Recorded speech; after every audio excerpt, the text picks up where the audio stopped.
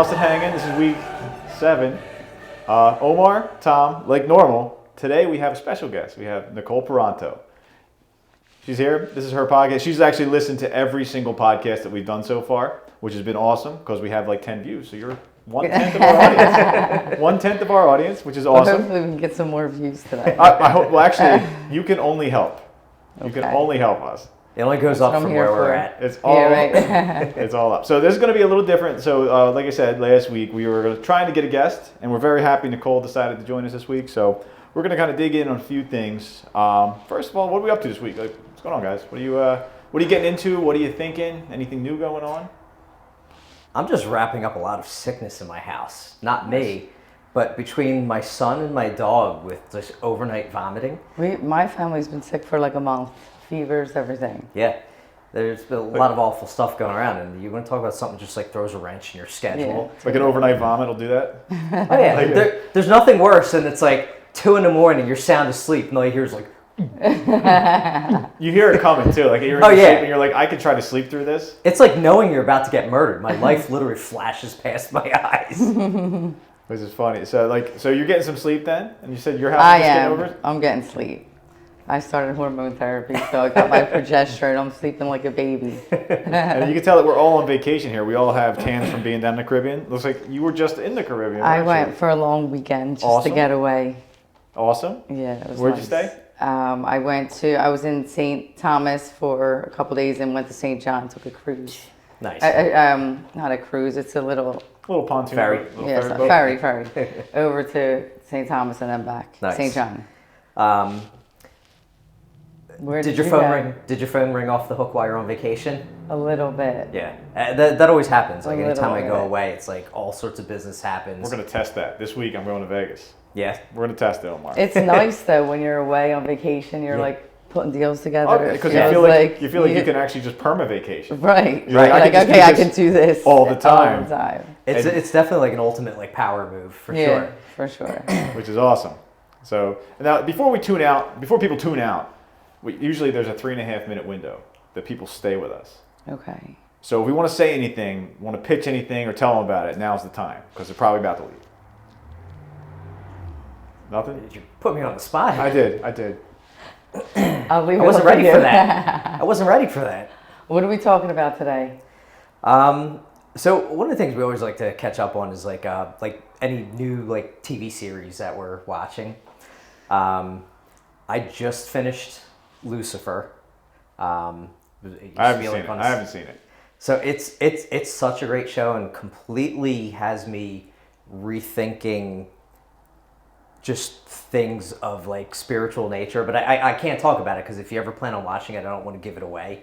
The ending was amazing. Like one of the best endings of a series. Like I'd probably place scary? it. Like, no, not at all. Okay. So it's a comedy. The way to kind of like explain it. So Lucifer, he's the devil, and now he's on Earth, and he's gotten away from being like the king of the dominion of hell. Right. And it's almost like a CSI. He partners up with a detective and helps her like solve like murders and crimes, specifically murders that he's helping solve. Okay. And in this, his big thing is that he gets like really set off when people say that he's this negative influence. And in the show, and this isn't giving anything away, this is like the first 5 minutes, is that he's strictly like more of like a warden doing a job in charge of people being tortured that are in hell, but has nothing to do with being any sort of influence on why they're there.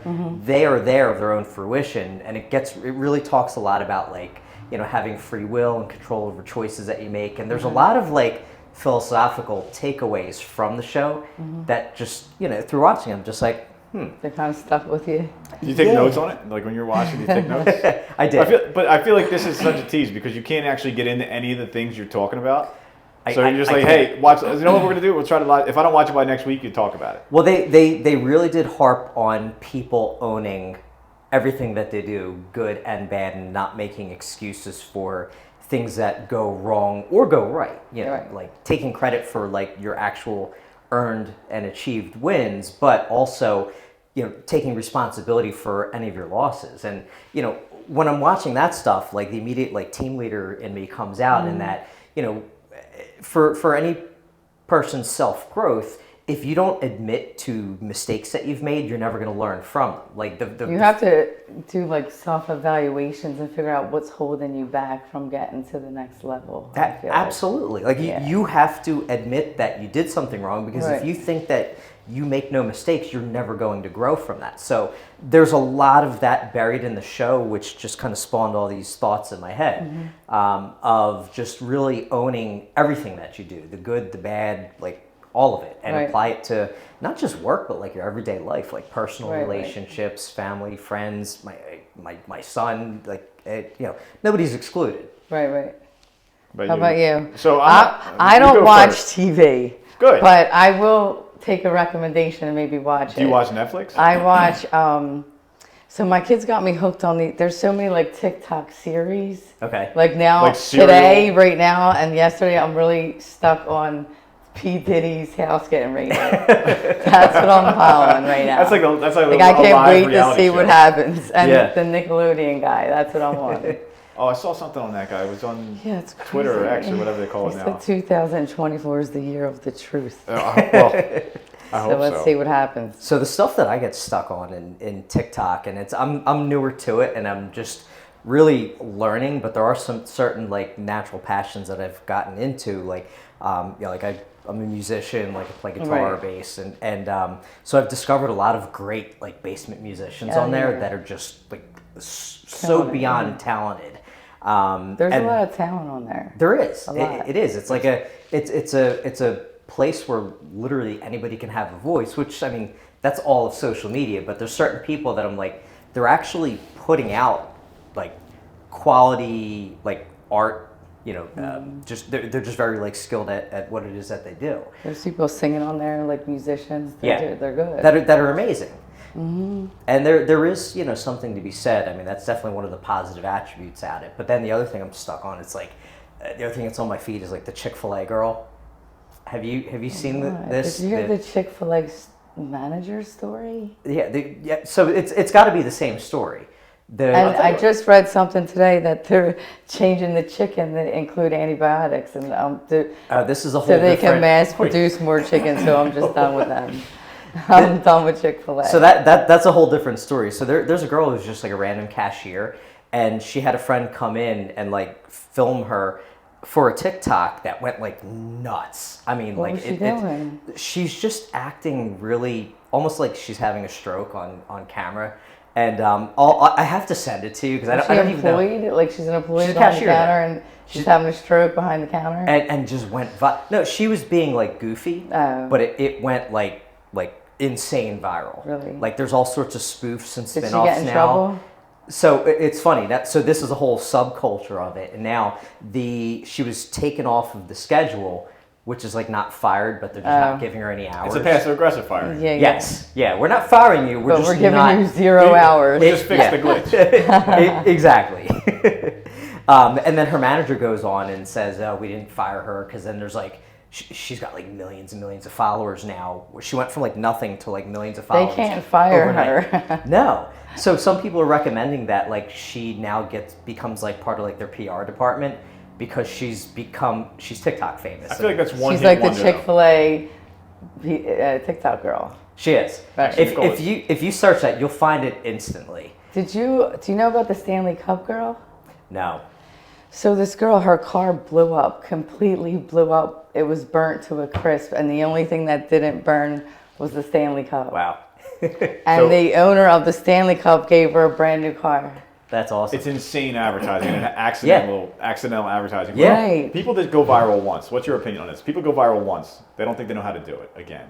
Sometimes people would have one lucky at bat, hit a home run, and then like if they gave her a PR marketing space, like did she plan for that to go viral, or was that just like a joke video? Oh, strictly by accident. Yeah, it was a joke video. Yeah, so, but if one goes viral, usually the ones around it go viral. So I don't think there's of course there's probably people out there that just have one viral video and just never go back to it. But I think if you keep posting, if you're consistent with your posts, you'll get more viral videos. Well, we'll get into that as we go. But just to button this up for TV, so I don't have TV. And my wife, she watches a lot of crappy reality shows. Yeah. So she started to watch this show, Love is Blind, and I Didn't Oh, care. I So I saw walked in. I just laid down, whatever. She was watching it. I was playing on my phone. I started paying attention, and all of a sudden, I'm like asking questions about it. I don't care about these people at all. I don't even know what they are, what their names are. For that half hour, I was bought in. Next day, I could care less. I don't ever want to hear from them again. Yeah. So she was watching that, and besides that, I just watch dumb TV. I watch like Tacoma FD and stupid, mindless stuff. So, but let's kind of get into it, Nicole. So your background is super, super varied. Yes. People love hearing you talk about TikTok, but I know there's other stuff besides TikTok that we can get into. I do want to talk about TikTok though, because we can't have you on and not talk about TikTok. Curious minds want to know. I wonder if I'll get sick of talking about it ever. So I want to talk about. I want to ask you a thing. What was the best job you had prior to being a realtor? So. Favorite job? I only had one. What was it? Well, I started right after high school. When I was 19, I started as a file clerk at one of the major universities in the city. Okay. So it's a medical school. So I started there from the time I was 19 until I was 47. Started as a file clerk, worked my way up. I was an operations manager when I finished. And when I was 47 in 2019, I decided to jump in real estate full time. But it took me a little bit to get there. Like, in 2007, I was on maternity leave with my daughter, who just turned 17 the other day. And when I was on maternity leave, I got my license in 2007. Like, I took a class while I was on maternity leave, like, I'm going to do real estate eventually. Then I had another baby, then I got divorced. Okay. So I always had, and I've been a single mom since. Like, my marriage was very short-lived. It was like 5 years long, and then I was on my own pretty much ever since. Pretty much, you got married, had the kids, and then got divorced. Yeah. You're not alone. Yeah. So that was pretty much that. So I worked at this major hospital in the city. I was born and raised in the city. I'm a sponge. I like to learn. So I was around the smartest people in the world. I worked with people all over the country. We studied heart failure in large animal research, so it was cardiac research. Mm-hmm. I did a lot of grant funding. I was responsible for all the grants. During my time there, I was responsible for over $50 million worth of grant funding. 50 million? Yeah, 50 million. So our operating budget was like $10 million a year at one point. All of it was government and industry funding. We started, like Obama made cuts and they started subbing out a lot of work. So eventually, after a while, they ran out of money. Okay. So I kind of knew that was happening. Like, okay, I got to get ready to get with the real estate. Were you planning? I planned. Like I say, I'm a single mom. I've been a single mom forever. So I had a whole year's salary. I made great money there. They paid for my kids to go to college, paid their tuition. But it was just not something that I wanted to do. Like, I want to do something that I love and enjoy doing every day. So I always in my mind was like, I'm going to do real estate. I'm going to do real estate. And then in 19, I jumped ship, went into real estate full time. I joined the team. I learned how to run like buyers leads, and I got that down pat. And in 2020, I went on my own, and I really fell on my face that year. Like, I didn't know sales. Everybody well, did. I didn't know sales. I didn't have a prospect. I worked in cardiac surgery for so long. It was just a totally different animal. That was more organization, managing. Yeah, like I had, the reason why I'm successful now in my business is because of a lot of what I learned from there. Like, I ran this huge cardiac surgery lab that was world renowned, and I worked from home. Right. You know what I mean? So I had a lot of systems in place, and I knew in order for this to work, I need systems. And working at home, you have to create those systems for yourself, because you have to put yourself in a box to make sure that you're home, working from home before it was cool. Yeah, and I tried to do it when my kids were little, but I did a deal here and there, but it was just impossible. Single mom, like, it was a lot. So that never worked out. And then in 19, jumped ship, and 2020 had a really hard year. But it was like an awakening year for me. Right. I spent a lot of time, what I did was, when I jumped into real estate, I separated myself from everybody. My family, everything. I had some family issues with my parents. I was struggling so hard that I was so angry, and I was taking that on everyone around me. So I really separated myself, isolated myself, and really just struggled alone and tried to. So the opposite of what they myself. say is like call your family, call your spirit. Yeah, I didn't You're call like, you know anyone. what? None of you. So you were Yeah. galvanized over 2020. Like, I mean, Yeah, like, trial by I'm fire. surprised I like survived. But do you But think it definitely made me a better person, and I was just going to ask you, like, did that actually help fuel your dedication? Yeah, like, how hard you were absolutely. working, almost like a driving factor, like, almost being successful in spite of all these other things, Right. like all these negatives. And do you think maybe it was even like a little like escapism, where it's like that gave you something positive to focus on? You were focusing on you building a career. It was building just a like, business. I was 47 years old switching careers, and I'm like, how do I do this? And, and when I worked where I worked, I barely had to think. And Right. it was, I ran it like a well-oiled machine. I could do it in my sleep. It was like breathing. And then going into real estate, I'm just like, oh my gosh, like, what's prospecting? What's this, what's that? So it just and then there's so many people telling you what to do and how to do it, and you just don't know who to listen to. So you really have to like block out the noise. When I was struggling, my family's like, go back to your other job. I have a great resume, so I could get a job working for the government. I could do a lot. Yeah. But I was like, nope, not doing it. I don't care. And I did hit rock bottom. I almost lost my house. I could barely feed my kids that year.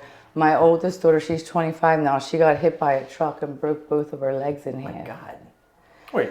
So I was like I walking? was so depressed. She was driving and a tractor trailer hit her. If she didn't hit the tire, so she was driving, tractor trailer's coming, it's late at night, it's raining. Okay. It's dark. She's driving, the tractor trailer turns and cuts her off and she hits him head Okay. on. So, and if she didn't hit the wheel, she would have got decapitated. Oh, wow. So she broke both her legs in half. It was during everyone was still like, no, you're not allowed to go visit her. Only one Right. person's allowed up there. I had 2 little kids. It was terrible. But I was in a very deep depression that year. Like I couldn't move. My whole entire body hurt. I was like, I must have cancer everywhere. Like that's how bad it was. Yeah.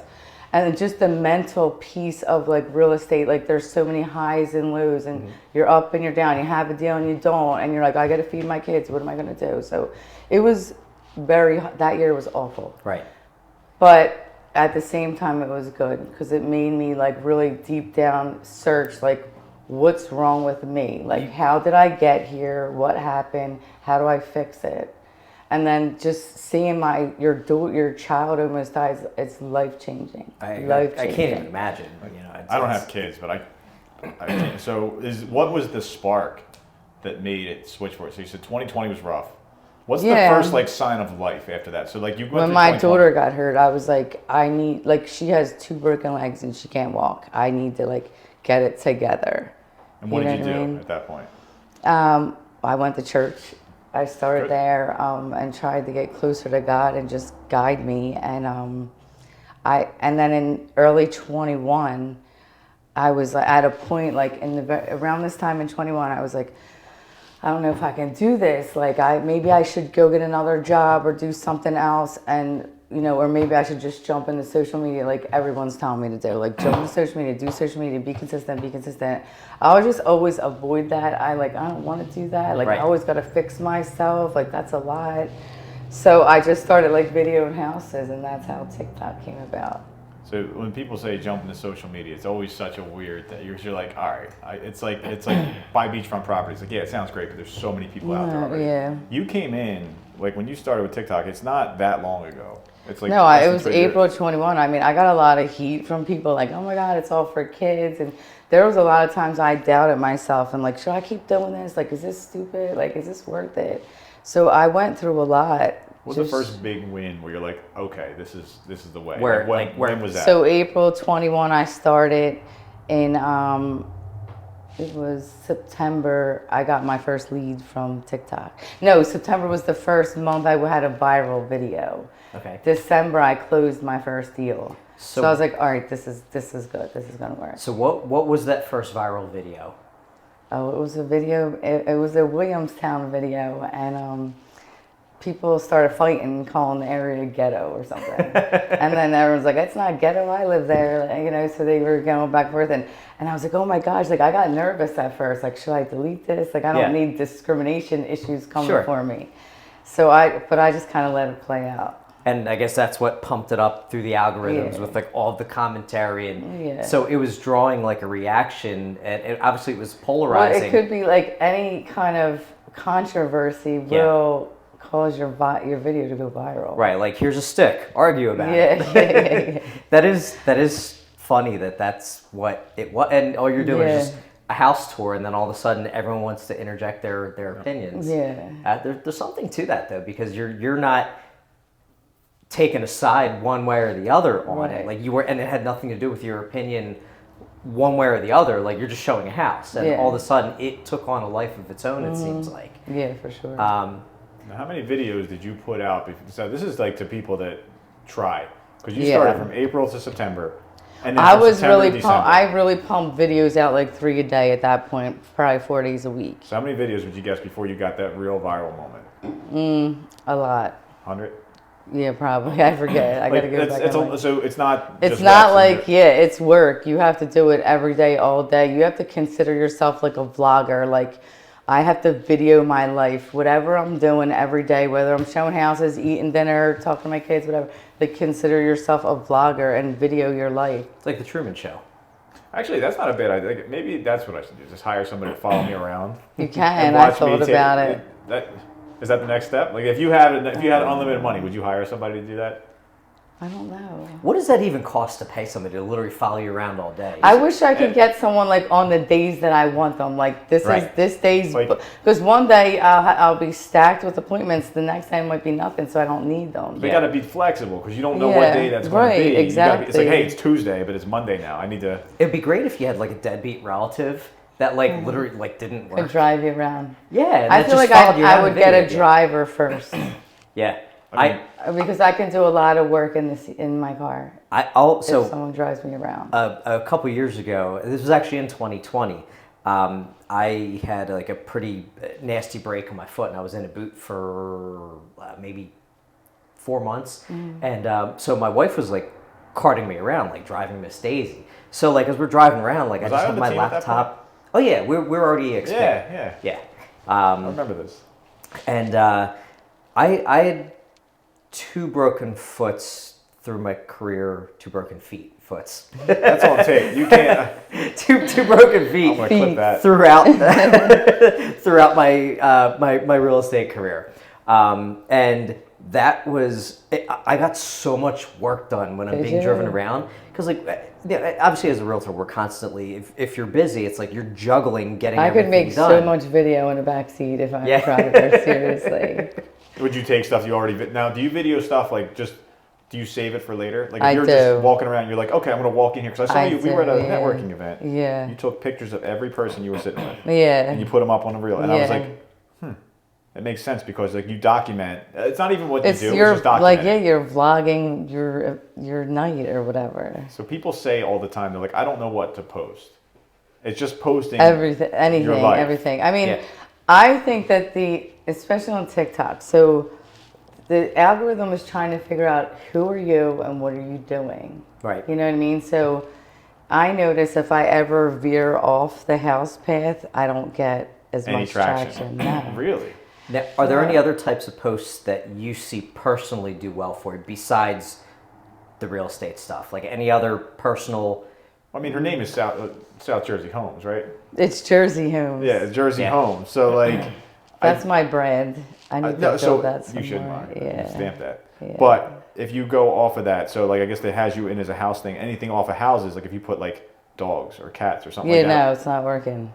Like I have a Frenchie. I put he likes potato chips, and he's like so loud when he chews.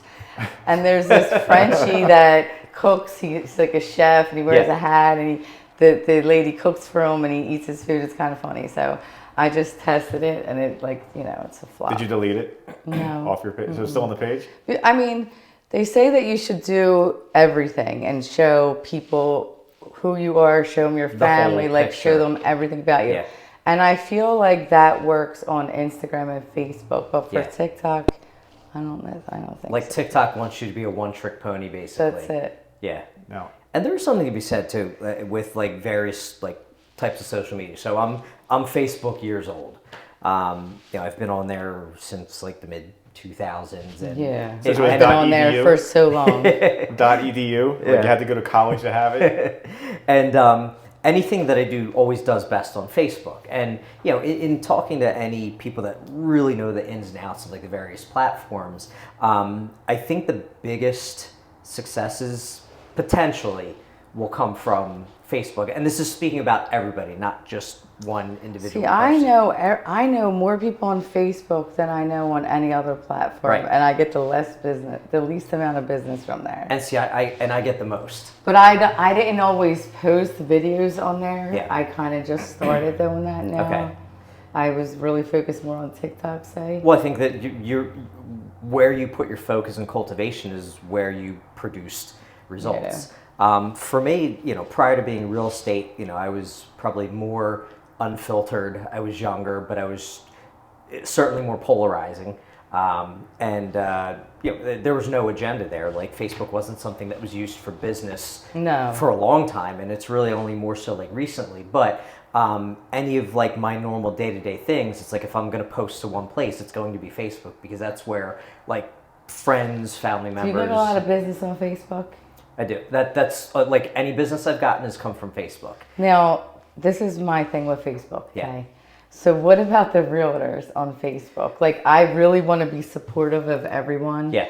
But if I start liking realtors' pages and their posts all the time, that's all that appears in my feed. They're like vampires. So They I show up feel at your like house, I they have never to leave. unfollow. Whatever you Yeah. like is what's going to appear, Right. You have to. Yeah. I mean, if you suppress, I mean, there's little games that you can play to like filter out like all that stuff because one of the things I learned like a long time ago is if you use Facebook in the manner of like as an actual like genuine way to like keep in touch with people, obviously all the industry people, Yeah. like I'm not trying to Stay in engage touch with with realtors. them unless it's like a Unless you're legitimate recruiting. right. But for just like regular non-industry people, it's like Right. sometimes there's thousands of people on there, and it's like there are things because it's not fitting the algorithm, it's not popping up on yours. So one of the things I'll do is like I'll go through like alphabetically and just check in on people that like I've done that. Yeah. I do that. and just start conversations with somebody. If I notice there's a bunch of real estate stuff popping on my page, I try to interact with people like, hey. To help get it off of just it being a nonstop commercial. Right. So, Yeah. I mean, talking about that, so I have thoughts on real estate agents that are on Facebook or Instagram, and I think, again, I want to be supportive, and I don't want to bash people, but it's very much a carbon copy of a copy of a copy. People just do the Everybody's doing same, the same thing thing. over and over again, and like Like when- what? What are some of the same things they're doing? Hold on, let me get my scroll out.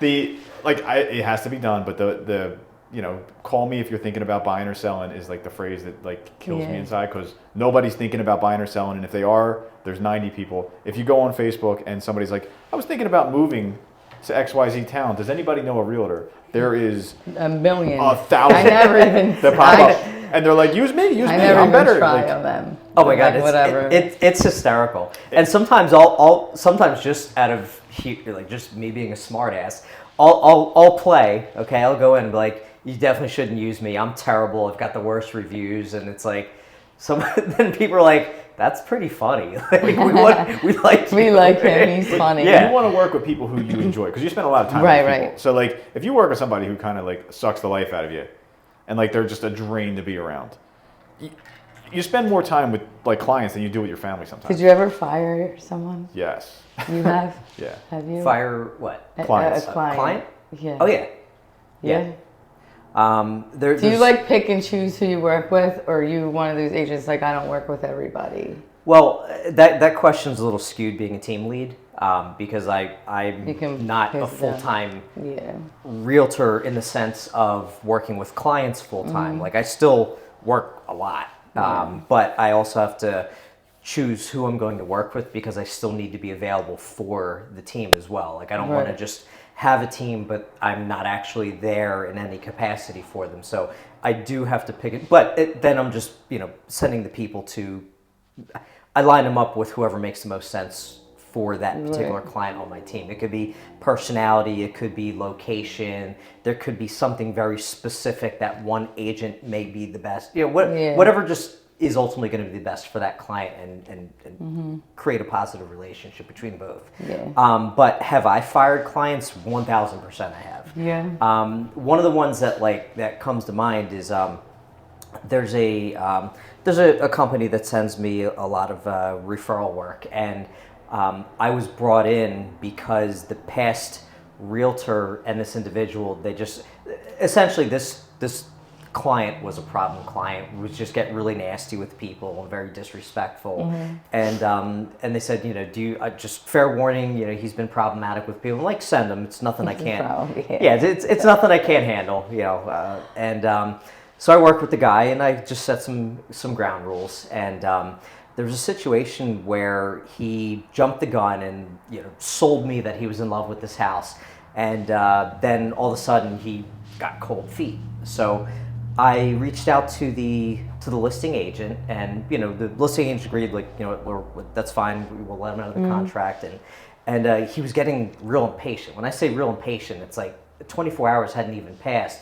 We're just waiting on the release to get signed. So he calls up the listing agent, emails, and starts putting into print all sorts of nasty things. And so then I had to call the listing agent and say, look, I didn't know that was going to happen. I'm sorry here. I'm like, and I called the client back up. I said, look, that was completely uncalled for. Yeah. This is already handled. Now it's like you're biting the hand that's feeding you with that other agent. They did not have to do this. They did that just out of the kindness of their own heart. Yeah. And you went and you just you just created a nasty situation that. And then he's like, then he comes back and he's like, I'm a grown ass man. I don't need anybody. I'm like, you know what? We're done. Yeah, and bye. then have you fired anybody? Not really. I haven't had to really fire anyone that I could think. Did you lay the law down and be like, listen, we're not doing this anymore? Because I think you have to have some control, right? You do. I always try to educate my people from the beginning. This is how the market is. You're going to need to pay over asking. It's not. I'm getting people now looking for seller's concession. I'm just like, oh my gosh. They can be done. Yeah, if the house has been on the market for days. Well, that's exactly it. So creating realistic expectations, with any new clients that I have, if we're looking at day one listings or something that's only been under 7 days, we always compound everything before setting offers in, because that could be overpriced, underpriced, or just right.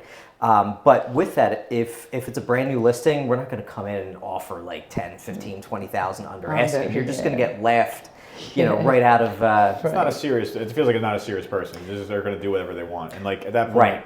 And that's a good point. They're not taking the situation or the dynamic seriously. Sometimes they got to lose a couple offers too. And if they don't listen, and if they continue on, if somebody's just not putting in realistic offers, that it's probably not going to go through. It's really just saving your time anyway. Yeah. If you're doing buyers, sellers are a little different because you have to educate up front, but you have more control. Yeah. So we'd be remiss if we didn't talk about TikTok and what's going on with TikTok. Right. Because I feel like planning forward. If nothing's set yet, between the NAR settlement and the TikTok ban, my business is does it feel like the world's crashing down on you? The government hates Nicole Peranteau. It's a dumpster fire of the century. But so TikTok, obviously that's where you have your bulk of your social right now. Yeah, half of my business is from TikTok. So what are you kind of doing to ensure yourself going forward? Are you taking these people, is there any way that you're taking them and kind of making them your own and putting them into your own funnel? Or well, I have my web page at the top of my TikTok page is funnels into my database. Okay. But I'm not doing anything, no. For this, I don't think it's going to be banned. Okay, we're going to hope That's what I it doesn't think. get banned. I don't think that they could ban it. I think they'll make efforts to ban it, and they've been talking about this for a while now. I just think if I need to pivot and focus, if let's just say it gets banned, then I'll just focus more on something else. all the attention. Because really, what I'll TikTok just is, take, it's attention. yeah, It's attention. So like, Yeah. if you can find attention, like I don't like for me, I don't. I feel use- like I could build up any page now. yeah, and you Yeah. have the experience. You've done it once. Yeah, I feel like I That's could do a that. great takeaway. Is coming from that moment of like rock bottom, Right. and rebuilding. And I've Tom and I have talked about this at great length. I've had so many rock bottoms in my life, you? like more than most people should ever have. Rock bottom, like suicidal rock bottom. Many. Yeah. Many. Okay. And so, I got licensed in 2016. I worked in the distressed property world, and then built up to being like an REO listing agent. And so that was probably like 80% of my business. Obviously, what my work was obtaining these listing agreements with like various banks and Yeah. REO entities. And then when 2020 came, they literally banned foreclosures for the better part of a year, maybe. I don't remember the exact. I mean, it still really hasn't come back. Yeah, it's really still hasn't made gone, a comeback. like- So, yeah. but that was my bread and butter. Was So it? when they're like, well, no more foreclosures, I'm like, shit, like that's But don't you feel like if you know sales and you can prospect, you could do anything? so that's where I'm circling back to, is that so from there, like I'm starting all over again. Right. But starting back over is just primarily like a residential like retail agent, still working with like distressed properties. I actually built bigger than I was when my original bread and butter like ceased to exist. So to your chagrin of, if TikTok goes away, you've already proven yourself that you tackled an unfamiliar territory, Yeah. became one of the best at it. Right. Okay. You've proven to yourself that, life can keep knocking you down. And you already know that you have the wherewithal, even in unfamiliar territory, Right. that you can rebuild. And that's an important thing to go through. And that's why for me, Yeah, I mean, I'm very uncomfortable now being uncomfortable. And like, I was never uncomfortable before. yeah, So you get to a different level once you're And uncomfortable then it and you gotta becomes push yourself. comfortable just by being, because you feel the anxiety of doing something new. So but then you get that association of, well, the last time I felt this way, look at all the great things that came Right. of it. So now you get to a point where like you embrace it. Right. We've been talking a lot, just not off record, but just off camera about things to come with the NAR announcements, and we're seeing realtors losing their minds. I know, right I now. can't take it. And we, Tom and I ground each other for sure, because if one of us starts going like, needs to be reeled in, like Yeah. we It's certainly, me. it's I'm the problem, it's me. And Like- so one of the biggest thing that I'm seeing is like everybody's there's a toxic space right now that's nobody's fault, and that is, okay, the decoupling was announced, okay, but there's a lot of other laws that are going to have to be adjusted in response to that. Right. You can't leave it so that people that struggle for that 3.5% down payment on FHA or VA, USDA, because if they change nothing else, okay, the government has now just signed into effect that your average American, 99% of the population, is never going to own a home. That's not going to fly. That's not going to be. I'm sorry. It's like I have no inside information, but How do you fix that? there's no way. Well, that's what Look I'm at saying. the prices. Not even the prices, but the fact that now buyers are going to have to pay for their buyers agents' commissions in many cases. Any more out of pocket than ever. Well, what my prediction is that it's probably going to end up as like an allowable line item, like as part of a mortgage. If you're paying cash, it doesn't matter; it changes Right. nothing. But that's we're talking 1% of the buyer pool. Right. But everybody else, all of the normal, like middle class and under, Americans, there's gonna have to be some sort of concession made that allows it that you're able to like actually have that listed as a line item on your mortgage. Otherwise, they're not going to be able to buy a home. Do you think they'll go to all the listing agents? no. Well, no, that And that then what would about go if against it what they're forces trying. into like a dual agency? So that's something to be considered too, because that's not. individual by individual, speaking specifically of listing agents, there are some people that are more ethical than others. And I'm not speaking about anybody specifically here, but just human beings in general. Right. You have good people, you have bad people, okay?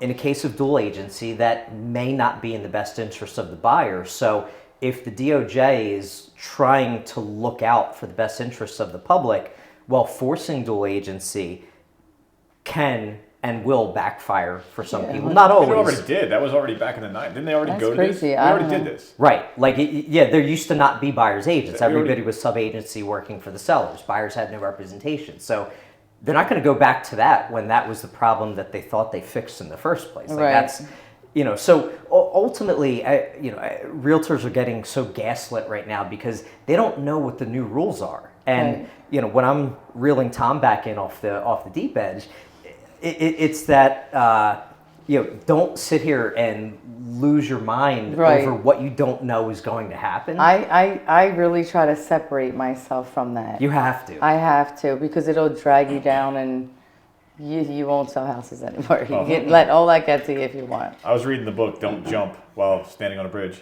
and it was Omar. I called Omar.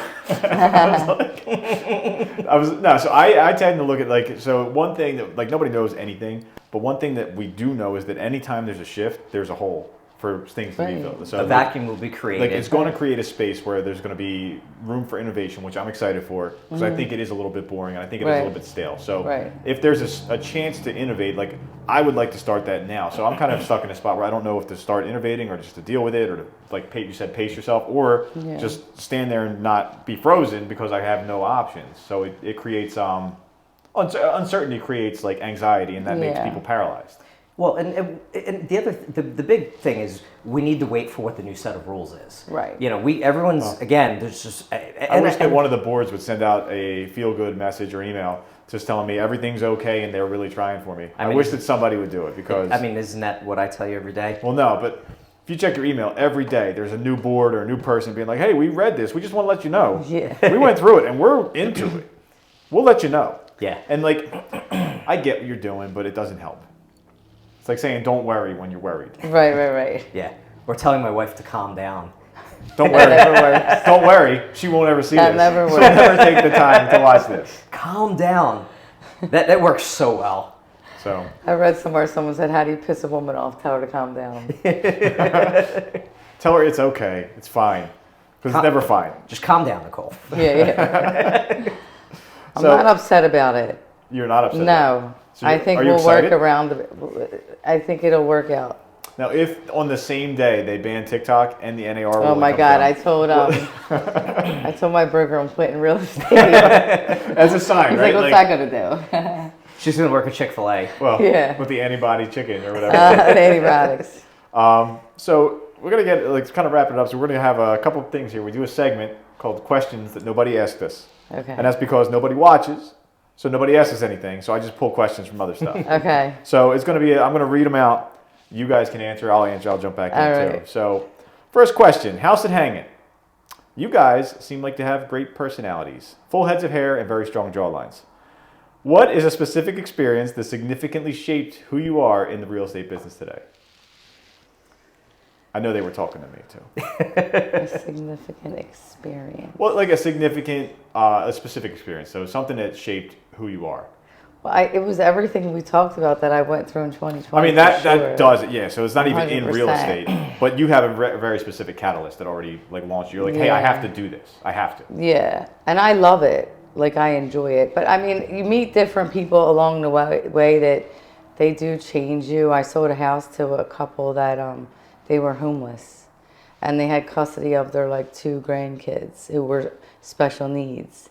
So I mean, they were VA. So I mean, it really took me a long time to get to the house, but I just felt like it was so worth it. When you were done that day, it felt very satisfying, right? Rewarding.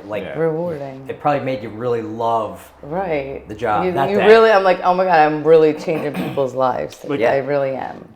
Yeah, and that experience is actually what keeps you on the edge. Because if you could actually help people and you feel like the reciprocation of they really appreciate it, you feel like you really helped them out, and you know what you did and to get the transaction done, you're like, I really like this job. And then the other days, I mean, as a buyer's agent, it's tough out here. So I get the buyers are just so thrilled to get a place in this market, and a lot of them been through agents who really didn't guide them or teach them anything. So I feel like that's rewarding in itself. Awesome. Do you have anything specific? Any like catalyst minus what we talked about? Like, is there any? I would say my entire life. I know you have. Was a cool culmination of it, but some things are probably a little too detailed for this. Yeah, we didn't talk about your rock bottom. For this. I mean, you could talk a little bit about. Like, give it like 2 minutes of rock bottom. I'll take one of these questions nobody cares about. Well, if I'm talking about relatability to people, being a personal trainer also really prepped me well for this too. And how that relates is that, so as a trainer, I always had to, it was one of the most impossible sales that there is that I was selling people to pay me to make them do something that they didn't want. Right. Think about that for a second. They're paying me to walk them through something they don't want, and they already kind of know what to do, and they're like, oh, I could figure that out. It's something that they can easily look up and be like, oh, I figured this out on my own. Yeah. So what it taught me was one thing is relating to people. Understanding their side of things. Prior to me being a trainer, and long before I got into exercise, like I was not a fit person. I wasn't healthy. I mean, if you look at pictures of me as like a little kid, I was like malnourished, like unhealthy, like sickly, like I looked like I was doing rounds of chemo. I was not healthy. So that came later in life. But their first impression is like, all right, they see this person that is actually a lot older than he appears to be. So that one right there created an intimidation factor. Two, people typically think that when they see somebody that's fit, they just assume that they've always been fit. Right. So I would always make sure to share like the before and the after with people to say like, no, like I understand the journey that you're about to embark on. Like, and it's, I've been down to then be up. So being able to let them that I understand what it's like to be in their shoes, making them feel comfortable, setting up like realistic expectations with them, giving them a plan, letting them know like, look, like, okay, yeah, here's why it didn't work every time that you've tried it. Here's what you did wrong. And again, this goes back to like knowing things that you did that were mistakes and course correcting and showing that, look, it's okay that like, this didn't work in the past, and showing them how we do it differently this time. This is why it's going to work. And this is, I mean, now more than ever with like the NAR announcements is setting ourselves up to differentiate us from like a buyer's agent perspective or even a listing agent. I mean, it applies to both. You have to be a really good agent in this market right now. Yeah. You really do. And they have to see that, one, that you've got their best interests at heart, like truly. Authentically. Like you can't fake it. You can't fake it. Yes. And two, that you actually know what you're doing, that your experience set is good. And so you need both of those qualities. One, the intrinsic desire to actually help them out, above and beyond, but also the skill set to do it. Right. That combination of traits is going to be critical now so more than ever. So, going back to this big shift that's taking place is that I embrace the changes that are coming because it's an opportunity for us. Yes. I think there's going to be. I mean, the exodus has already started. I mean, it's not even if it's already We're going to lose good people too, because we will. Like that's the name of the game. Like it's going to happen. Yes. But there's a lot of realtors getting jobs now. Well, I mean, like I'm agree. Like if you have to do something to feed your family, go ahead. And if you're going to make this work, like more power to you. That's fantastic, especially. But the thing is, are you getting a job to get through, or are you getting a job to leave? Right. If you're just doing it to get through, great. You can kind of recalibrate and relaunch. And I'm a big fan of people that get knocked down and like keep trying because. And they get up again. Yeah. Water doesn't come through, no. cut through rock in a day. It cuts through over time, consistency. Right. So like just consistently, like you did with TikTok. And like anybody else doing anything new, it's not going to be natural. It's going to be awkward. Yeah, it's awkward. And being awkward is growing though. Right. Because you feel like it's like doing something you're not super comfortable with. Yeah. So I think that's a growth that happens. Something that I was just thinking about, you're saying, getting another job just to supplement during periods of transition. It can happen to anybody. Why not, if you're going to do something that is going to put you in front of more potential candidates. I just think if you're going to get a job, you're spending all this time at a job, you could take that time and spend it, go prospecting out and talk to people, make video. I think a lot of people don't know. And I really do think that like people, whenever I see, like you guys were in a speaking event that we did a couple weeks, like a month ago or whatever, there was a room full of people that really just want steps. And I think what it is people don't know the next steps to take. Like you say, go out and video.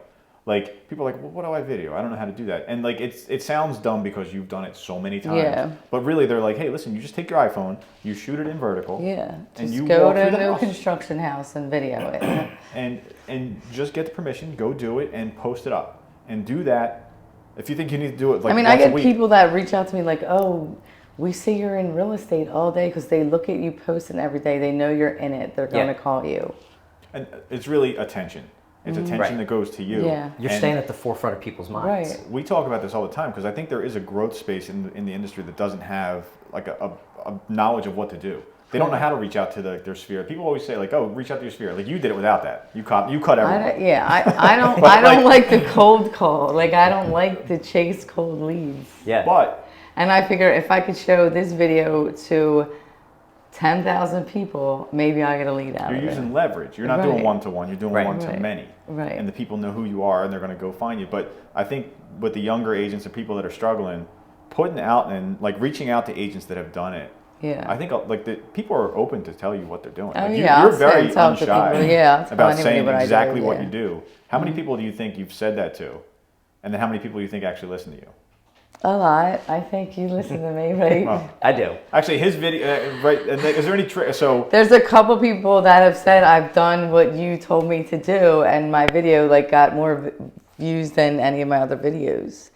But they just make the one video and then that's it. And then they you stop. have It's to keep not going. consistent. It's Like like the 3 podcasts you have to. You could. Like I used to feel like I needed to do all these houses, but you could take 2 houses and make 6 videos out of that. yeah, You know batching what I mean? content. Yeah. and you said it saves your time. Yeah. And when you sit down to edit, do you edit in batches or do you do it all like you just do shoot one edit?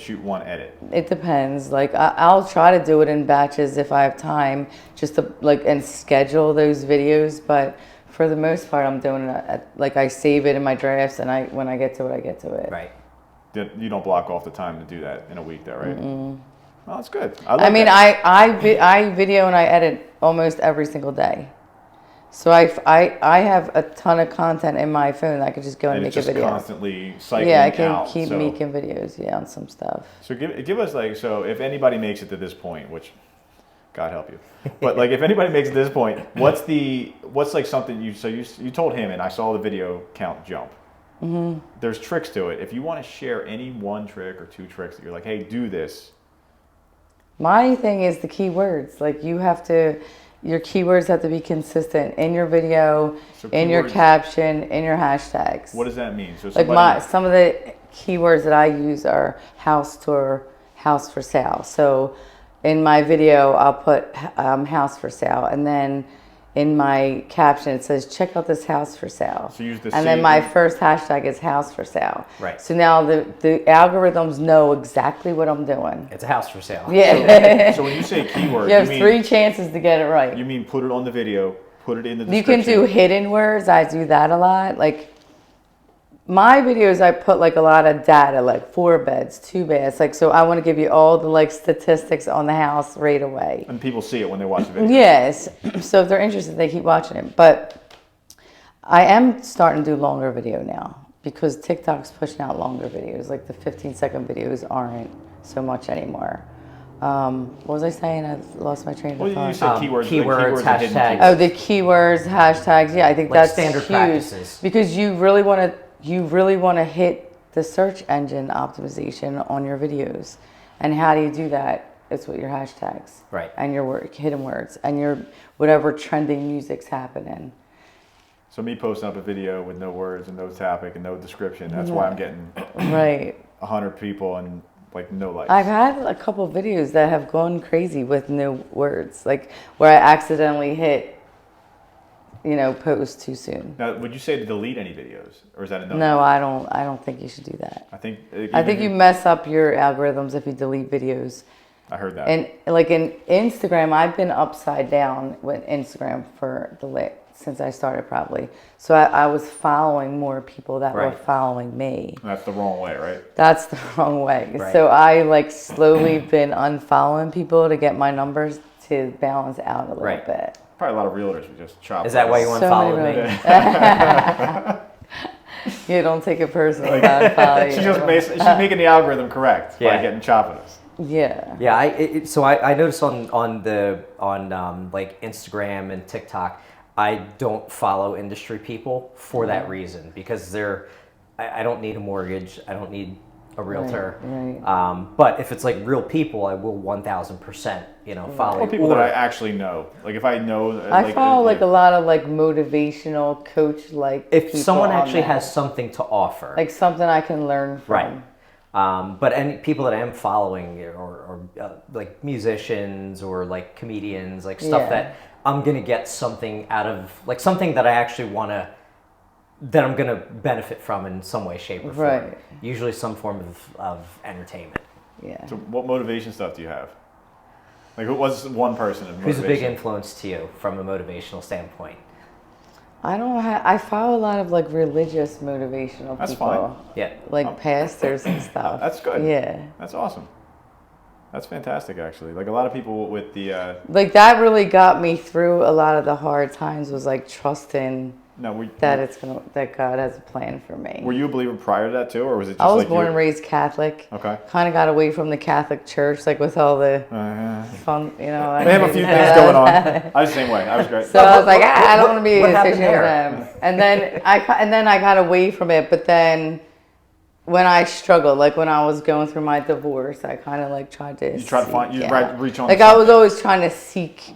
But you were God finding your in my own whole- way, and the Catholic Church puts a lot of blocks. Like I need to like go to a church that I can get something from. Yes. Or listen to a pastor that is going to motivate me, like in all areas, not That just you relate to. Yeah. That's So- fantastic. They're all different. That's fantastic. So we're gonna go with that awesome news to things that make you angry this week. What drives you crazy this week, Omar?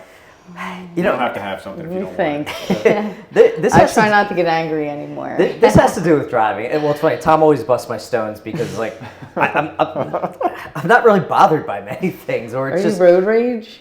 no, not at all. Okay. Quite the opposite. He cuts people off. People know who he is because of his truck. Yeah, That's a problem. I can't road Do they rage. call you like? Huh? Oh no, I drive like an old man. Oh, you do? I let everybody in. I leave gaps for people to merge. Yeah. And then people are like, man, I really like this guy. He let me in when everyone else was cutting me off. You have to do that when you've got your name, phone number, email address, You have to act blood right, samples yeah. all over the outside of your vehicle. It changes you. Very vulnerable. But what has been driving me nuts lately, and this does have to do with driving, is people that don't know how to stop where they're supposed to stop. Like when you're coming up on a stop sign, if I'm like driving along the road and an intersecting road has a stop sign, they just breeze right through it because like, I'm like, is this asshole going to stop or are they not going to? And it's 99% of the time they stop, but the problem is I've seen so many nasty accidents where like you on the road with like no stop sign, someone blows it and they go through. So it's like in my mind, I'm like, I don't want to be that guy that saw it coming and didn't slam on my brakes. Because then the one time I just decided to just be like, you know what? They're probably going to stop, and now And like They don't stop. yeah, now I'm in a nasty car wreck, and that drives me freaking nuts. Well, I had something with traffic, but you stole it from me. So Let me think what makes me mad. I'm pretty easygoing. you seem too relaxed. I You isolate seem too myself happy. so nobody pisses me off. She's too happy and motivational in her bubble. She's like Bruce Banner, just isolating to like She's not like, home. She's like, actually, the vibe in here is getting really anxiety. No. Wait, calm down. Are you mad yet? So I hate when people chew out loud. Oh my god. Okay. That's I one of hate like my that. top I 5 hate that. peeves. like loud Stop chewers. chewing. Yeah. Open mouth chewing. It literally makes me want to shiver. My kids are like it too because it's just we're all the same. It drives us nuts. And FaceTime people that have to FaceTime in like a store with a speakerphone. Yeah. I'm out on them. But I was gonna say, for us specifically this week, I've seen the media making our jobs 10 times harder. There's a lot of articles and a lot of things out there that are getting said that are not true based That's on what what's we pissing do. me off. That's The realtors talking about NAR all day long on Instagram. nobody's got any info for it. Yeah. So we Like always and it's like almost like a scare tactic. well, what motivates people to do anything? It's fear Yeah. and it's anxiety, which is just fear of the future. So that's what motivates people to do things, and like I fall victim of it before I in the morning around 9 o'clock. I go off. Until I reel Tom in. Yeah, but it does happen, and I'm with you. Like I think that we just all gotta wait and just chill out. Yeah, and I think everybody really needs to. I think you need to be confident in yourself and what you're doing. And understand that some new opportunities. Like I feel like I bring value, even as a buyer's agent. I feel like I bring a lot of value to the table. Yeah, and like that should be like compensated, Right.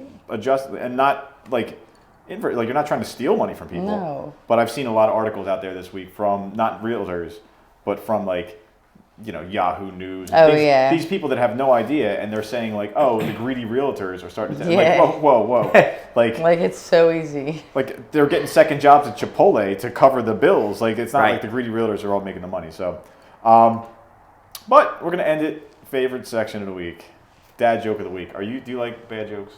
Yeah. Do you have any good bad jokes lined up? No. Okay, you don't have to say it because I didn't tell you about it ahead of time. I gotta be prepared for that. Well, that's okay. No, it's okay because Omar and me are corny and we like this. So, Omar, dad joke of the week. What do you got? I came unprepared. I know. I'm sorry. It's all right. What's your joke? All right.